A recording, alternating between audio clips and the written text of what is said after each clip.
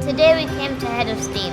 We learned about this railway from Darlington to Stockton being the one that gave birth to all the others. I never knew that a railway could be so famous, and I realised that we should be more part of the Head of Steam Museum because it's really good for our school to learn. I'm glad to be at Head of Steam because I find learning about the local area really interesting. One of the stops is actually in our village.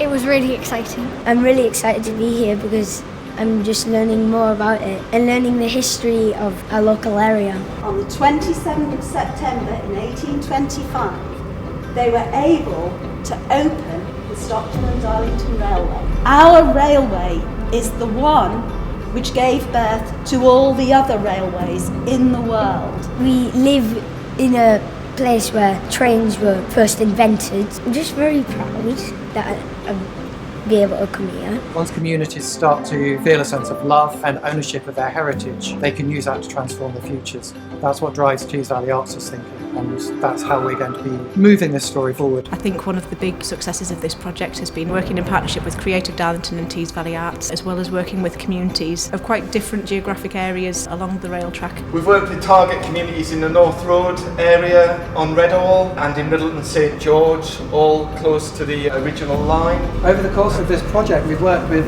over 700 people. We worked with Redhall Primary, with St Bede's School, with Springfields, with Middleton St George Primary, Corporation Road Primary, Reed Street, Middleton St George Beavers Group. And our aim was really to try and build community engagement. I think the starting point for us was putting our trust back into the communities. People who worked in the museum here, the Head of Steam, friends of Stockton Darlington Railway, residents of Middleton St George, school children from the local primary schools came together and decided the artists that they wanted to work with. And it has been fascinating to hear how those young people now feel really confident telling the story of the Stockton and Darlington Railway and making that story their own. I find it quite surprising that we've had this big of a history.